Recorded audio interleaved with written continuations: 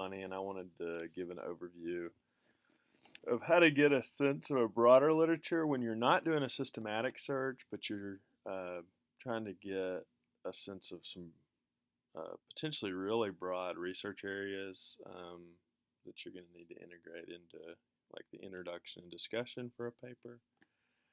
Um, so the first thing I'll do, we talked about kind of how to use EndNote to store searches. So what I'll do is I'll do several searches on key phrases or key researchers. I'll pay particular attention to the really strong journals. Maybe pull a few of those articles and look for any key themes or key articles there, and do a variety of searches.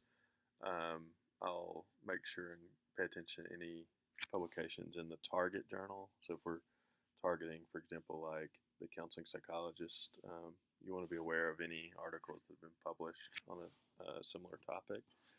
And then I'll export all of those searches into Excel or a Google Doc.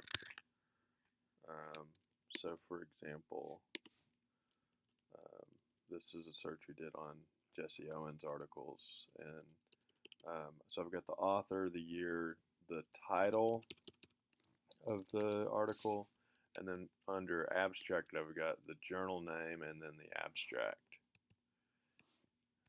And then, yeah.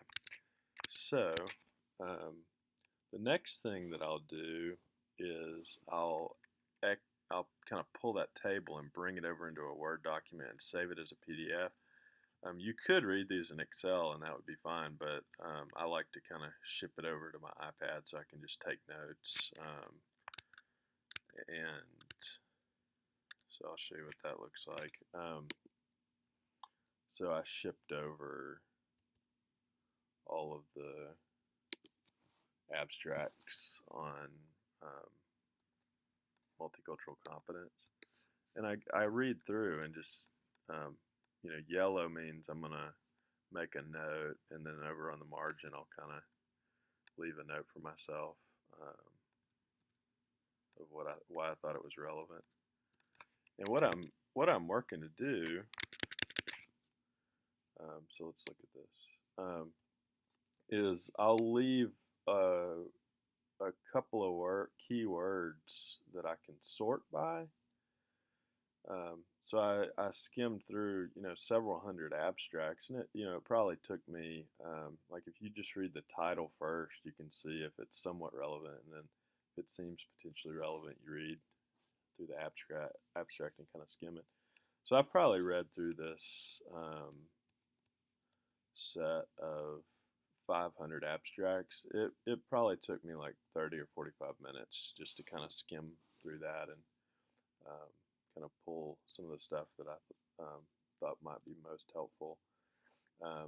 So there was a few things on study abroad, and I thought that was potentially important in talking about kind of habits that might lead to cultural humility. There's a article on the history of multicultural competence within ACA, which I thought was interesting. A measure of anti-black bias in JCP. So you kind of get the idea. I kind of group different things together that I might later want to cite if I decide to include a section on various topics. So, like continuing ed, several kind of critiques of multicultural competence.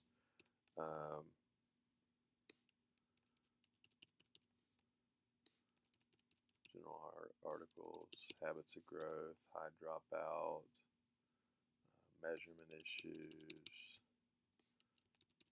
a meta. It's pretty cool.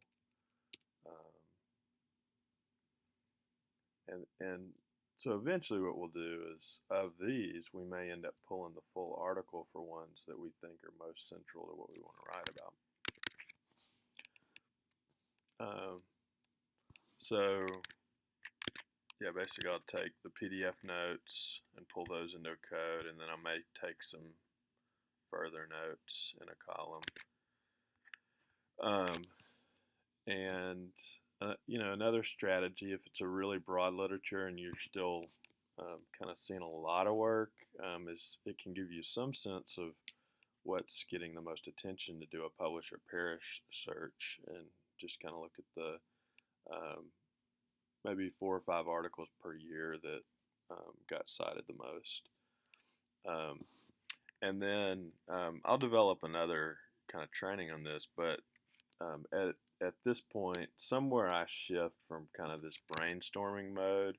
So really, this functions for me like um, just some bullet points that I can go back and read over and start to think about um, what the structure of my manuscript's going to look like, and I'll probably at some point start kind of developing an outline where I um, try to clarify for myself what the key points I'm trying to make are as I'm reading through um, some of these notes that I've taken.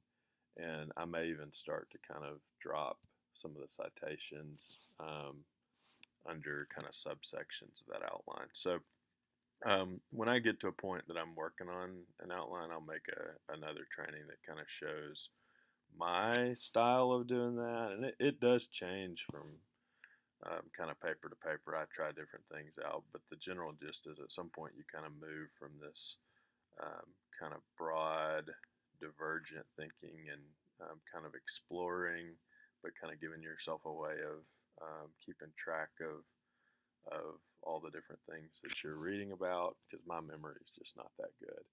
Um, so it kind of leaves myself some breadcrumbs to kind of go back and recreate some of the ideas that I was having as I was brainstorming.